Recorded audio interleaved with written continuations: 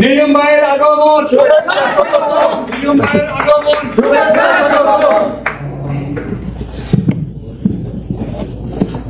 আজকে এখানে উপস্থিত সুধীবৃন্দ যারা আছেন, যারা আগত অতিথি যারা আছেন, অতিথি আসলে না, আমাদের যারা প্রাণের মানুষরা এখানে আছেন, আজকের এখানে উপস্থিত হয়েছেন সবাইকে অনেক ধন্যবাদ জানাচ্ছি।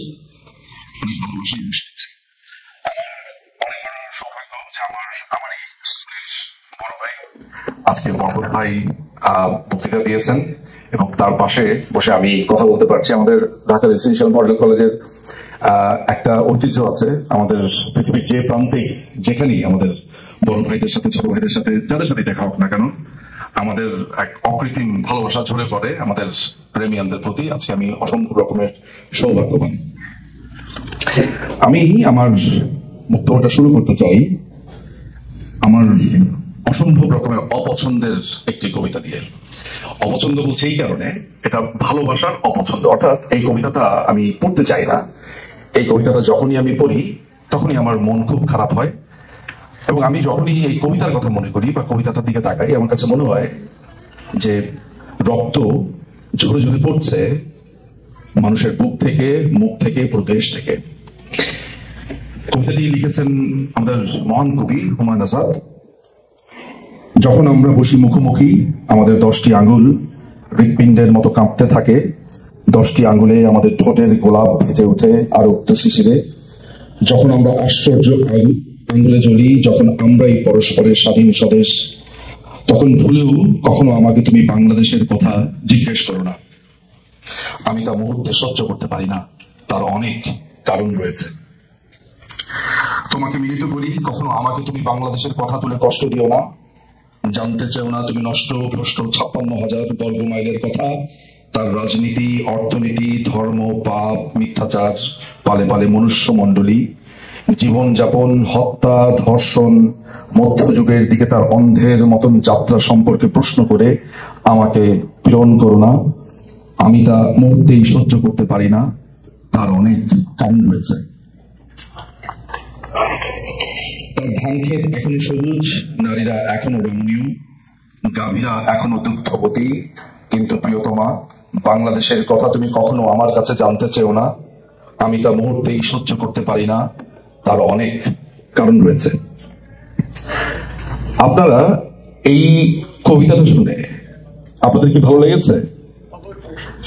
ভালো লাগার কথা না, আপনাদের কষ্ট লেগেছে। আমি জানি আপনাদের প্রত্যেকের মন খারাপ হয়েছে।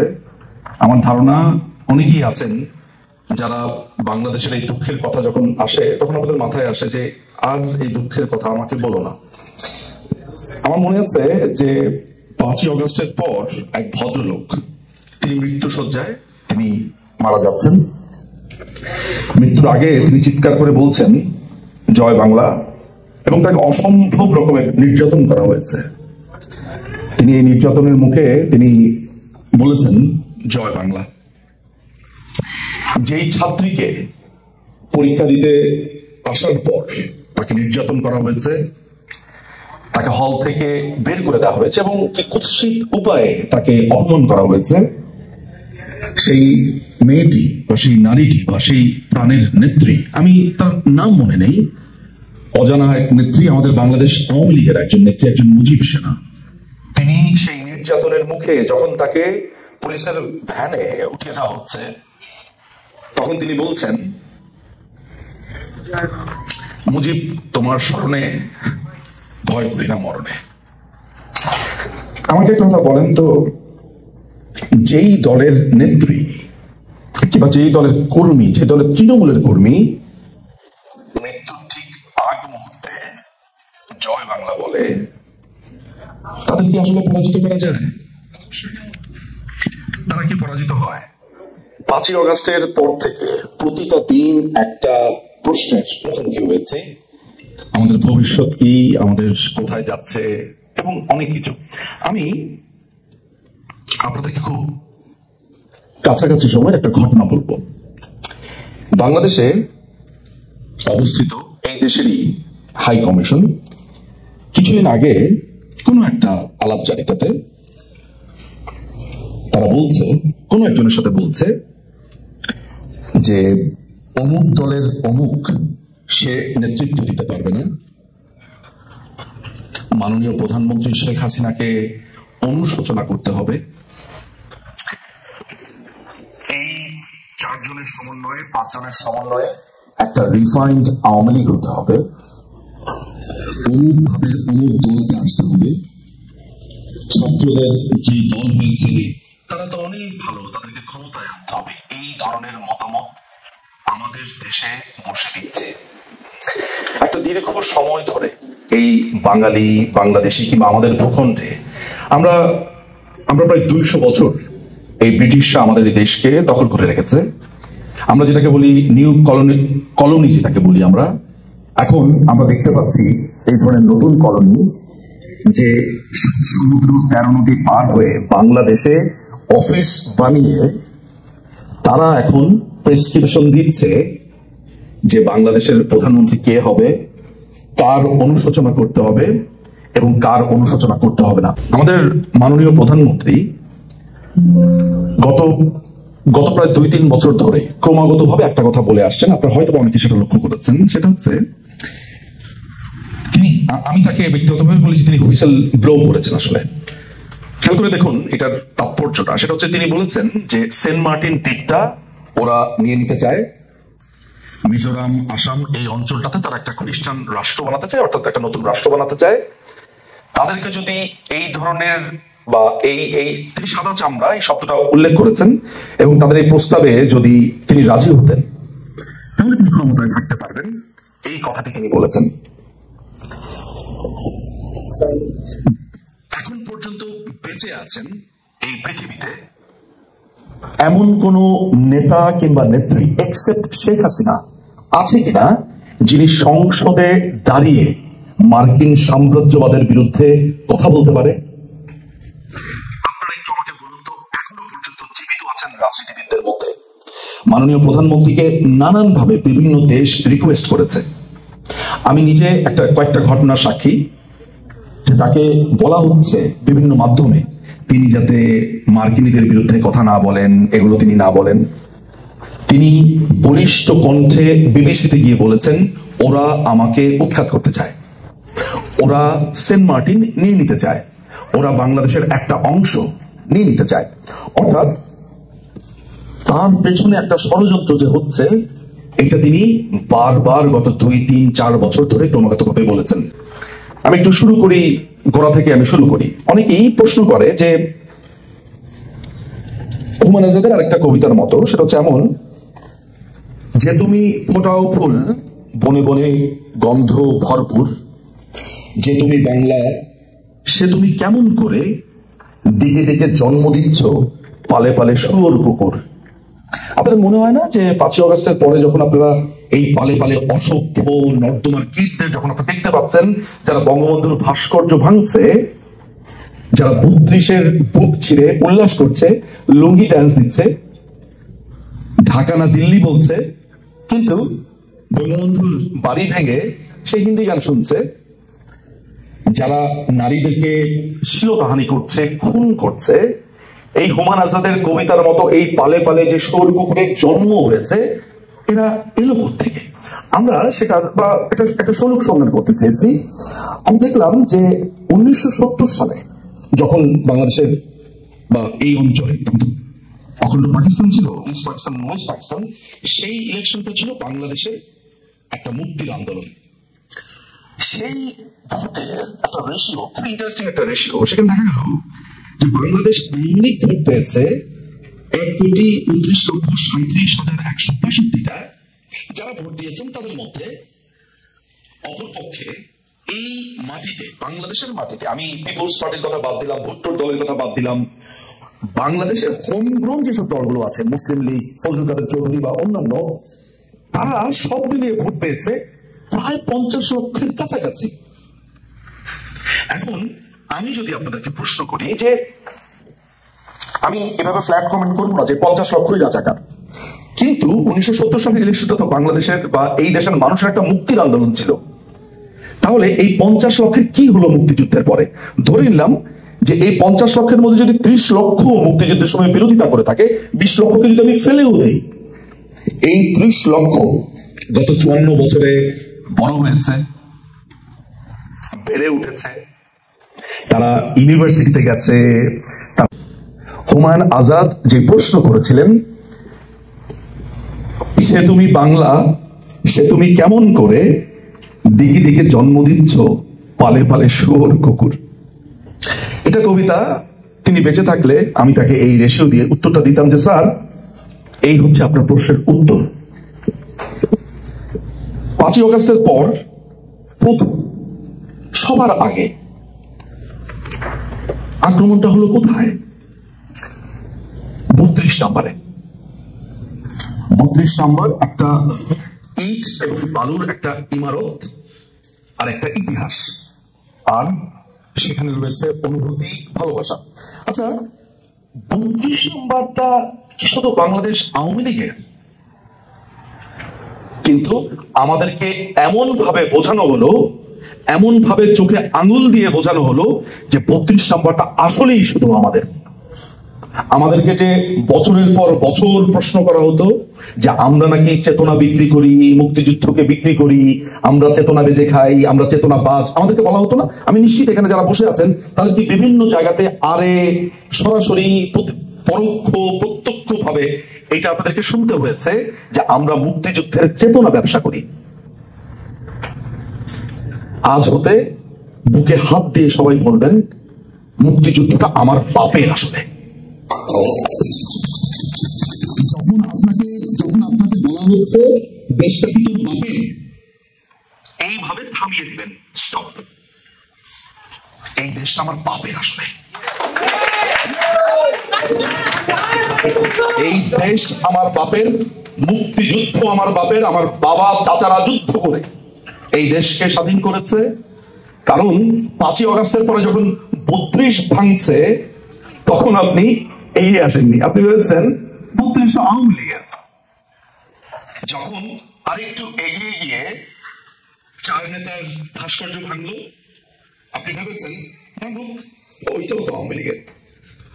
যখন বীরশ্রেষ্ঠ যে 7 জন বীরশ্রেষ্ঠের মুরাল ভাঙলো, আপনি তখন চুপ করেছিলেন, আচ্ছা ওইটাও মনে হয় বাংলাদেশ আওয়ামী লীগেরই। আচ্ছা, যখন মুরাল ভাঙা শেষ হলো, যখন একজন মুক্তিযোদ্ধার নামে খুলনাতে একটি ইউনিভার্সিটি, আমি ভুল না করে থাকলে, সেই হল ভেঙে যখন রাজাকার শাহ আজিজের নামে হল হলো, তখন আপনার যে অদৃশ্য লেজটুকু ছিল সেটা আপনি মুখে পুরে বসেছিলেন, কারণ আপনার আসলে কিছু বলার নেই। আপনি বুঝতে পেরেছেন যে যারা লাল বদল হয়েছিল তাদের প্রত্যেকেই ভয়ঙ্কর ভাবে প্রতারিত হয়েছে এবং রাজাকাররা এই দেশ দখল করেছে। লাস্ট যেই অংশটা আপনারা দেখতে পেয়েছেন যে এই টোকাই, যে টোকাইকে দেখা যাচ্ছে, এই শিশু উপদেষ্টা, যেটাকে আমি টোকাই বলি, সে বলছে যে মার্কিন এমবেসির সাথে তাদের যোগাযোগ ছিল। আপনি নিশ্চয়ই এই পুরো ভিডিও চিত্রে যেটা দেখেছেন সেটা হয়েছে যে 5ই অগাস্টের আগে কি ঘটেছে বাংলাদেশে এবং বাংলাদেশের এই ভূমিকে ঘিরে। সেখানে পরিষ্কার করে বিদেশি বিশ্লেষকরা যারা আছে তারা বলেছে, এবং মাননীয় প্রধানমন্ত্রী তো অনর্গল যা বলেছেন গত 2-3 বছর ধরে, সেটা অক্ষরে অক্ষরে সেটা প্রমাণিত হয়েছে। তার মানে হচ্ছে যে এই যে ষড়যন্ত্রটা চলছিল, এই ষড়যন্ত্রের কথা আমরা জানতাম এবং আমরা চেষ্টা করেছি নানান ভাবে, এবং এমন একটা অবস্থাতে আমাদেরকে নিয়ে যাওয়া হয়েছে যেখানে আমাদের অপশন ছিল এমন যে হয় লাশের উপরে থাকতে হবে, তা না হলে দেশের মানুষের কথা মাননীয় প্রধানমন্ত্রীকে শেষ পর্যন্ত ভাবতেই হয়েছে। আমি মাননীয় প্রধানমন্ত্রীকে জিজ্ঞেস করেছিলাম যে আমাদের পক্ষে সম্ভব ছিল আপা? তিনি একটা কথা পরিষ্কারভাবে বলেছিলেন, একদম পরিষ্কারভাবে, আমার মনে আছে, যে কোন লাশের উপর দিয়ে বঙ্গবন্ধুর মেয়ে ক্ষমতায় থাকে না এবং ক্ষমতায় থাকবেন না। সম্ভব ছিল নানান ভাবে, কিন্তু রক্ত যাতে না ঝরে, বাংলাদেশের মানুষের আর একটা প্রাণও যাতে না যায়, সেই কারণে আমাদেরকে আজকে অনেক কিছু মেনে নিতে হয়েছে। দেখেন, বাংলাদেশের ভূমিতে বসে আজকে থেকে 4 দিন কিংবা 5 দিন আগেও মার্কিন এমবেসি কোনো একটি মিটিং এ ঠিক করছে যে বাংলাদেশের আগামী নির্বাচন হবে কি হবে না এবং কে ক্ষমতা যাবে। এটা কিন্তু বেশি দিন আগের ঘটনা না, গত সপ্তাহের ঘটনা। আমার কাছে পরিষ্কারভাবে সেই তথ্য, সেই কনভারসেশন, এভরিথিং রয়েছে যে তারা এখন নির্ধারণ করছে, অর্থাৎ মার্কিন এমবাসি নির্ধারণ করছে যে বাংলাদেশে তারা ক্ষমতায় যাবে। যদি এই ব্যাপারটা হয়, যদি ঘটনা এমনই হয় যে মার্কিনীরা ঠিক করবে বা পশ্চিমারা ঠিক করবে, আমি শুধু মার্কিনীরা বলছি কেন, আপনারা জানলে অবাক হবেন যে ইউনাইটেড কিংডম এবং ইউনাইটেড নেশনস প্রত্যেকে একজোট হয়েছে। এর একটা বড় কারণ, মাননীয় প্রধানমন্ত্রী তাদেরকে একটা চুল জায়গা দেননি। একটা উদাহরণ দিয়ে আপনাদেরকে বোঝাই, সেটা হচ্ছে ইংল্যান্ডে প্রভুরা বাংলাদেশে ব্যবসা করবে। আমাদের মাননীয় শিক্ষামন্ত্রীর কাছে এলেন, শিক্ষামন্ত্রীর কাছে এসে এমন একটা ডিল চাইলেন যেই ডিলে ইউনাইটেড কিংডম সেখানে একটা অর্থ খরচ করবে না, অবকাঠামো নির্মাণ করবে না, কিন্তু সেখান থেকে crore crore billion billion dollar নিয়ে যাবে। সেখানে বাধা দিয়েছেন শিক্ষামন্ত্রী, দেবেন না তিনি। শিক্ষামন্ত্রীকে নানান ভাবে চেষ্টা করা হয়েছে, শিক্ষামন্ত্রীরা শুনবেন না। প্রধানমন্ত্রীর কাছে এসেছেন, যে প্রধানমন্ত্রীর কাছে বলেছেন যে বাংলাদেশের যে ডিপ সিতে যে এলএনজি বা যে গ্যাস, তরল গ্যাস যেটা আছে, সেগুলো সমস্ত কিছু আমেরিকানরা চায়। মাননীয় প্রধানমন্ত্রী বলে, না, আমি সব আমেরিকাকে দেব না। আমরা একটা রাশিয়ার অর্থে আপনারা জানেন যে একটা পারমাণবিক বিদ্যুতের জন্য আমরা সেখানে একটা অবকাঠামো নির্বাচিত হয়েছে, সেটা আমাদেরকে করতে দেবেন না। মাননীয় প্রধানমন্ত্রী বলেছে 100 বার সেটা হবে। মংলা পোর্ট কার কাছে যাবে সেটা নির্ধারণ করবে হচ্ছে আমেরিকা। মাননীয় প্রধানমন্ত্রী বলছে এটা আমার ব্যাপার। মাননীয় প্রধানমন্ত্রী বলছে যে অমুক অ্যাম্বাসেডর এই করছে, সেখানে থাকতে পারবে। অর্থাৎ তিনি এই দেশটার, এই যে বারবার বলা হচ্ছে, আমাদেরকে বলা হতো সবসময় যে বাংলাদেশ আওয়ামী লীগ ক্ষমতায় এলে মসজিদে উলুধ্বনি হবে, ভারতের কাছে দেশ বিক্রি করে দেবে, এই ধরনের কথা বলতে বলতে বলতে বলতে মুক্তিযুদ্ধের পর থেকে এখনো পর্যন্ত এই বিদ্বেষগুলো জারি রেখে আমাদেরকে এমন ভাবে আমাদের মগজ ধোলাই করা হয়েছে যে আমাদের মধ্যেও অনেকে বিশ্বাস করতো আমরা বুঝি ইন্ডিয়াকে সমস্ত কিছু দিয়ে দিয়েছি। আজকে দেখুন, 5ই আগস্টের পর যখন আপনারা জানতে পারলেন যে বাংলাদেশের গার্মেন্টসের পণ্য ভারত হয়ে যাওয়ার কারণে বাংলাদেশ প্রতি মাসে 2000 কোটি টাকা সাশ্রয় করতে পারত, অনেকে তখন বলছে এইটা তো জানতাম না। আদানির কথা বলা হয়েছে যে আদানির থেকে আমরা বিদ্যুৎ নিয়েছি, এমন একটা ডিল হয়েছে যেই ডিলে বাংলাদেশ সবকিছু দিয়ে দিয়েছে। এই ইউনূসের সরকারের হাইকোর্ট বলতে বাধ্য হয়েছে যে আদানির সাথে ডিলটা একদম ঠিক ছিল, আইনিভাবে কোনো সমস্যা নাই।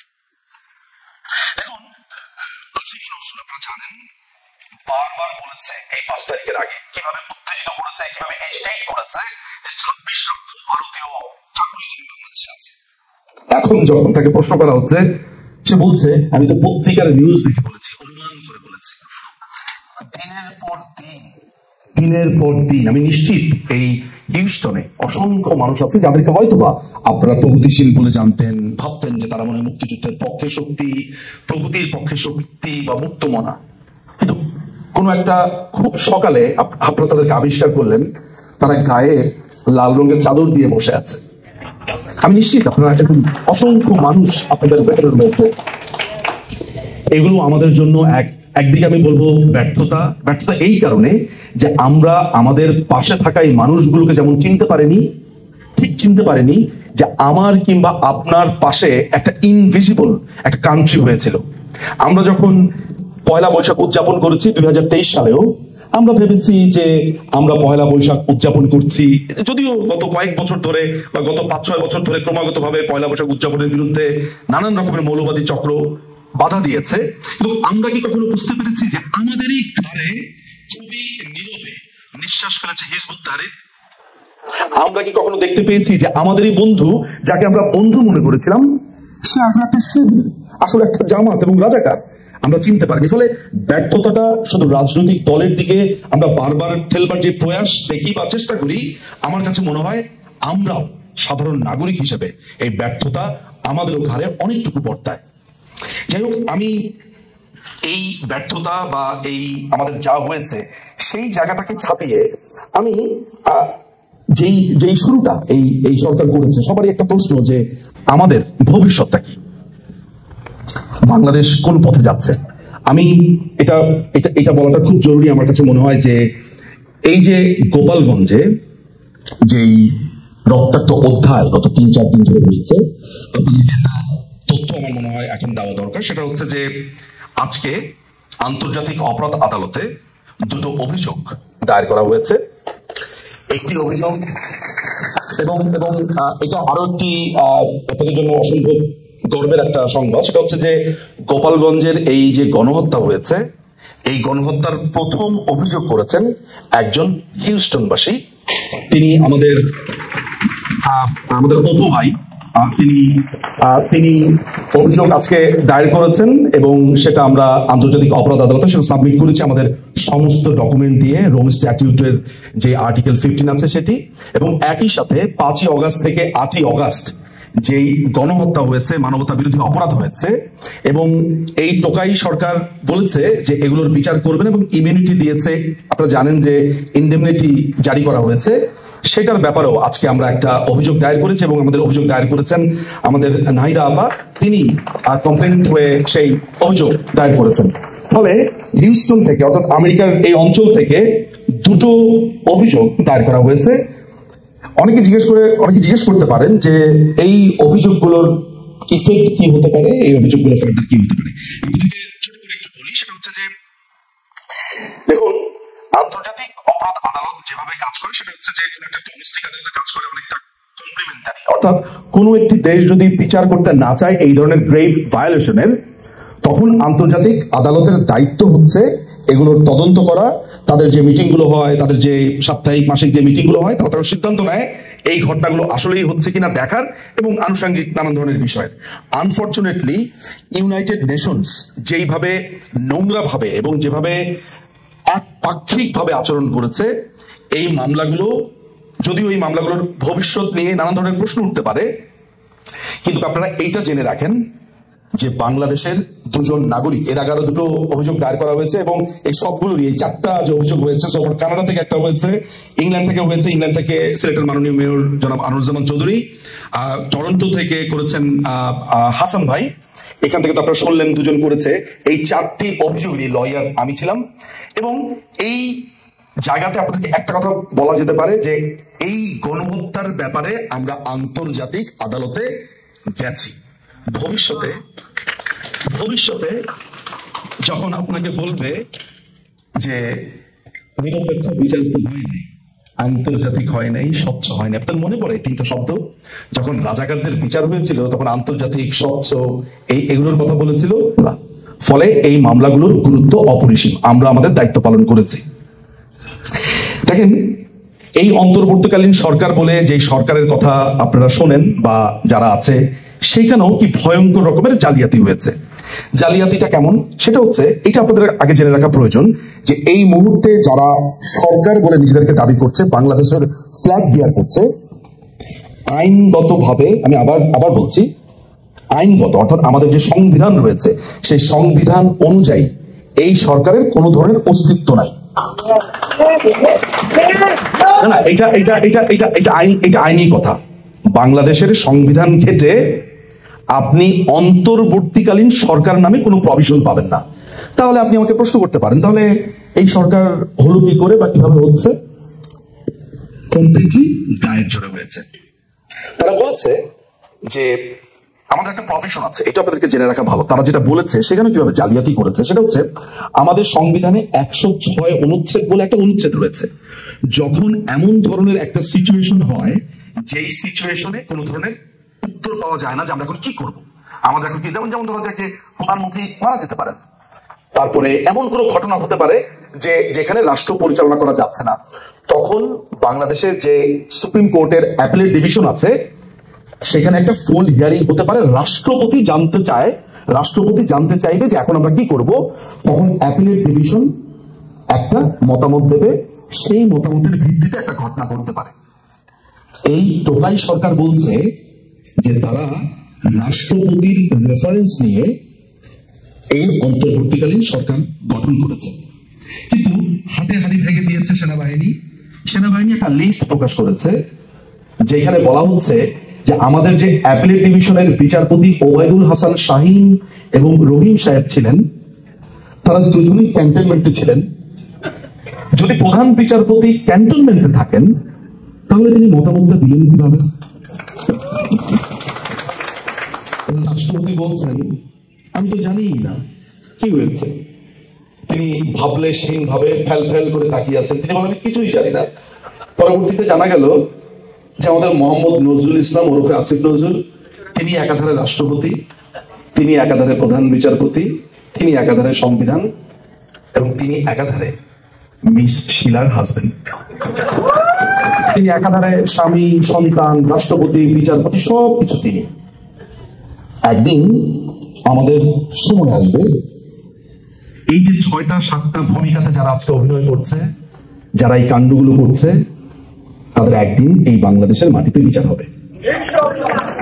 আমি মিঠুন মজুমদার আজকে হিউস্টনে, তারিখটা এবং সময়টা মনে রাখবেন, এবং আমাদের শ্রদ্ধেয় বীর মুক্তিযোদ্ধা আমাদের মনির ভাই একটু আগে বলে গেছেন যে তিনি শেষটা দেখে যেতে চান, এবং তিনি তার সহযোদ্ধাদের সাথে কাল্পনিক কথা বলেছেন। সেটা আমার জন্য ছিল, এখানে বসে থাকা একটা ভয়ঙ্কর ব্যাপার ছিল ওনার কথাগুলো শোনার। আমি খালি এটাই ভাবতাম যে যেই বীর মুক্তিযোদ্ধা স্টেনগান হাতে এই দেশটাকে স্বাধীন করবার জন্য লড়াই করেছেন, আমার থেকে তার কষ্ট তো অনেক বেশি। যেই দেশকে তিনি স্বাধীন করেছেন, স্বাধীনতার বিপক্ষে যারা তাদের বিরুদ্ধে লড়াই করেছে, আজকে তারা এই দেশের শাসন ব্যবস্থা দখল করেছে। ফলে আমার কাছে মনে হয় যে এই যে বারবার প্রশ্নটা আসে যে আমরা এখন কি করব, আমরা এখন কি করব, উত্তরটা আমি দিয়ে দেই। দেখেন তো এই উত্তরটা আপনাদের পছন্দ হয় কিনা। আপনারা প্রত্যেকে এক একজন বাংলাদেশ। আপনারা যারা এখানে বসে রয়েছেন তারা এত সৌভাগ্যবান। কেন সৌভাগ্যবান জানেন? দুটো কারণে সৌভাগ্যবান। একটি, আপনারা ইতিহাসের সঠিক পক্ষে ছিলেন। মুক্তিযুদ্ধে যারা মুক্তিযুদ্ধের পক্ষে ছিল তারা যেমন সঠিক পথে ছিল, ঠিক আপনারা এই সময়ে ঠিক সঠিক পথেই ছিলেন। আর 2 নম্বর সৌভাগ্যবান কেন জানেন? কারণ আমাদের মহান নেত্রী বেঁচে আছে। একবার শুধু ভাবুন তারা যেই মেথড অ্যাপ্লাই করেছে। আমি এখানে দুটো মেথড দেখেছি। একটা হয়েছে 1973-তে সালভাদর আয়েন্দে, আমরা যাকে আলেন্দে বলি, চিলি, তাকে যেভাবে খুন করা হয়েছে, নিক্সন প্রশাসন সেনাবাহিনীকে পাঠিয়ে দিয়েছে তার প্রেসিডেন্ট ভবনের সামনে, তিনি আত্মহত্যা করেছিলেন। ওটা একটা খুন। সেকেন্ড যেটা হয়েছে সেটা হচ্ছে জাকার্তা মেথড, যেটাকে আমরা বলি। জাকার্তা মেথড হচ্ছে এমন একটা মেথড যে আপনাকে খুন করছে না, আপনাকে অন্তরীণ করছে, হাউস অ্যারেস্ট করছে, এবং আপনার দেশের বীরদের, যারা আপনার দেশের মুক্তিযোদ্ধা বীর, তাদেরকে এমন ভাবে অপমান করছে যেন আপনি ভয় পেয়ে যান। এই যে মুক্তিযোদ্ধাদেরকে গলাতে জুতার মালা দিচ্ছে, মারছে, কেন দিচ্ছে জানেন? আপনাকে ভয় লাগাতে চায়, আপনি যাতে ভয় পেয়ে যান, আপনি যাতে ভাবেন মুক্তিযোদ্ধাকে এত বড় অপমান, তাহলে আমি কে? আপনি এই ভাবনাটা যখনই ভাববেন, বুঝবেন আপনি আসলে জাকার্তা মেথডের পাল্লায় পড়েছেন। আমি আপনাদেরকে একটা গ্যারান্টি দেই, এটা শুনে রাখেন, এত ভয়ঙ্কর ভাবে ইউনুস এবং এই টোকাইগুলোর পতন হবে, এত বাজে ভাবে এদেরকে উৎখাত করা হবে, মাথায় রাখবেন যে যা আপনারা দেখছেন সেটার থেকেও শক্তিশালী ফোর্স আছে, এবং সেই শক্তিশালী, এবং আমি আপনাদেরকে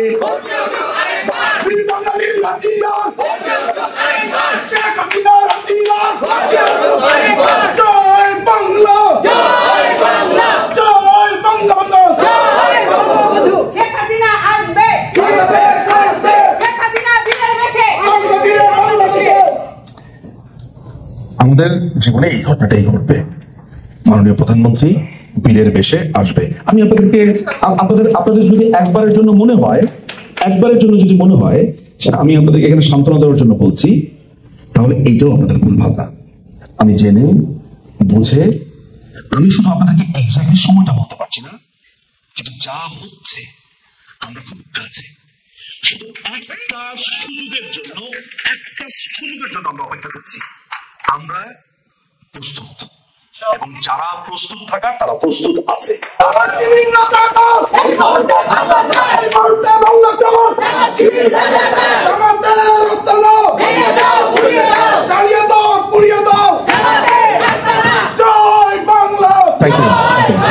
আমি আমার বক্তব্য আর বেশি দীর্ঘ করবো না, আপনারা এর মধ্যে বোর্ড হয়ে গেছেন আমার মনে হচ্ছে। আমি আপনাদেরকে শেষ করব, আমার শেষের যেই কথাটা আমি বলতে চাই আপনাদেরকে আমি একটু ধরিয়ে দিচ্ছি। আপনারা কি ইদানিং লক্ষ্য করছেন, বিশেষ করে প্রথম যেই যার কথা আমি শুনেছি এবং সে হচ্ছে আন্দালিব রহমান পার্থ, ঢাল নাই তলোয়ার নাই নিধিরাম সরকার। এই নিধিরাম সরকার কয়দিন আগে বলেছে আওয়ামী লীগ আসলে সবাইকে কচুকাটা করবে। বলেছেন, শুনেছেন না আপনারা? আওয়ামী লীগ আসলে কচুকাটা না, কান ধরে উদ্ঘোষ করাবে, পার্থক্য করাবে। কিন্তু কিন্তু কিন্তু কিন্তু ও যে বলছে সমস্ত ছাত্রদেরকে আমরা খুন করব, হত্যা করব, এটা আরেকটা মেথড। ওরা যেটা চাইছে সেটা হচ্ছে এই মিথটা ছড়িয়ে দিতে যে আমরা ক্ষমতায় ফিরলে আমরা ছাত্রদের উপরে গণহত্যা চালাবো। মিথ্যা কথা। মাননীয় প্রধানমন্ত্রী পরিষ্কার ভাবে বলে দিয়েছে যে যেই ছাত্রছাত্রীরা আন্দোলনে গেছে এরা ছোট বাচ্চা ছেলে মেয়ে, এরা বুঝতে পারে নাই। বরঞ্চ তিনি এটা বলেছেন যে যারা এই আন্দোলনে গেছেন এইটা চিন্তা করে যে আমার দেশ শেষ হয়ে যাচ্ছে, অর্থাৎ দেশের কথা চিন্তা করে গেছে। বিচারটা হবে কাদের জানেন? যারা এই বাচ্চা ছেলে মেয়েদের বুঝিয়েছে তোমাকে রাস্তায় নামতে হবে, তাদের। ভবিষ্যতের আওয়ামী লীগ, আমি আবার বলি, ভবিষ্যতের আওয়ামী লীগ কোন রকমের প্রতিশোধ দূরের কথা এই ছাত্রদেরকে এই দেশ চালাবে। এবং বাংলাদেশ আওয়ামী লীগ কোন ক্যাপিটালিস্টদের হাব সেন্টার হবে না। এই দলকে কেন্দ্র করে একটা ব্যবসা প্রতিষ্ঠান, এই দলকে কেন্দ্র করে একটা ব্যবসা বড় ধনী শ্রেণী হওয়ার সম্ভাবনা আর নাই। বাংলাদেশ আওয়ামী লীগ হবে মেহনতি মানুষের একজন কৃষক। তিনি ধান লাগাবার পরে পার্লামেন্টে যাবেন, তারপরে কি আবার ধান লাগাবেন, এটা হবে আওয়ামী লীগ। বাংলাদেশ আওয়ামী লীগ হবে এমন আওয়ামী লীগ যে শ্রেণীহীন, শোষিত, বঙ্গবন্ধু যাদের কথা বলে গেছেন তাদের হবে আওয়ামী লীগ। আপনারা নেক্সট এমপি তাদের দেখতে পাবেন। আমি নিশ্চিত বাংলাদেশ আওয়ামী লীগ হবে মেহনতি মানুষের, এবং এটাকে নাম দিয়েছি ম্যাজিক্যাল আওয়ামী লীগ। বাংলাদেশ আওয়ামী লীগ ডিজিটাল আওয়ামী লীগ করেছে, ডিজিটাল বাংলাদেশ করেছে, এবার হবে ম্যাজিক্যাল আওয়ামী লীগ। এই কথাগুলো আপনারা প্রত্যেকটা মানুষের কাছে ছড়িয়ে দিবেন, কারণ তারা ভয় লাগাতে চায়। একবার যদি ভয় লাগায় যে আমরা মেরে ফেলবো, কেটে ফেলবো, তাহলে আমরা ছিটকে যাব। আমি আর কথা বেশি বাড়াবো না, আমি এখানে শেষ করে ফেলছি, অনেক কথা বলে ফেলেছি। শুধু আমি আর বাড়ানোর কিছু নাই, আর বলারও কিছু নাই।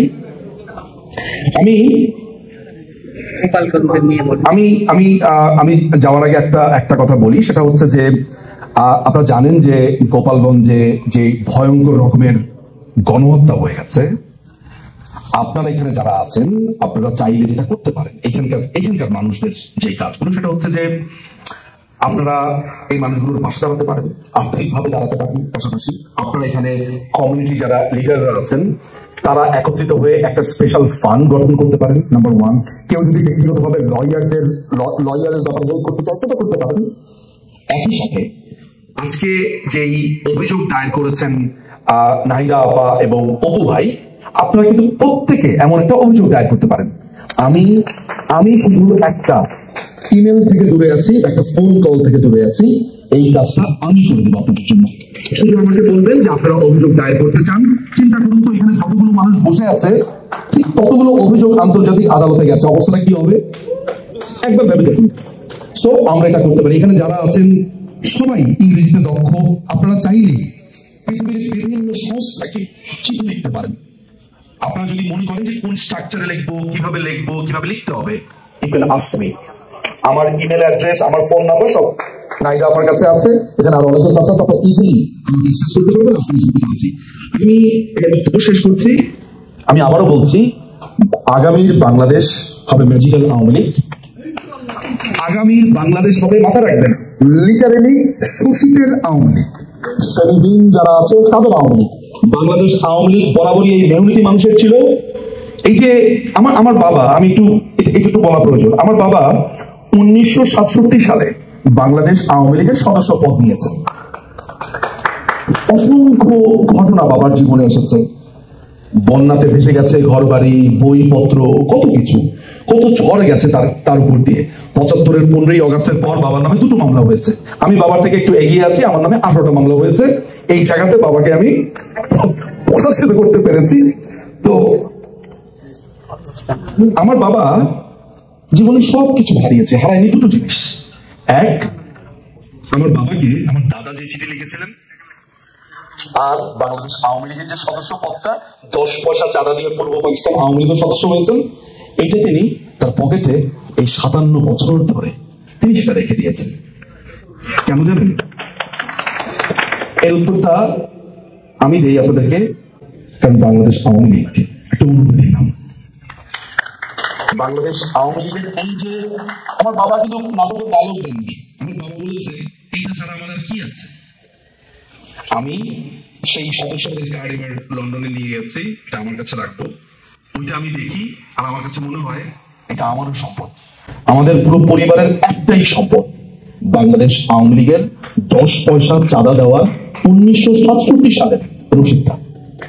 আমার পর আমার ছেলে এটাকে রাখবে, আমার ছেলের পর তার ছেলে রাখবে। আমাদের যুগ যুগ ধরে এই সম্পদ আমরা বহন করবো ইনশাআল্লাহ। জয় বাংলা, জয় বঙ্গবন্ধু, বাংলাদেশ চিরজীবী হোক।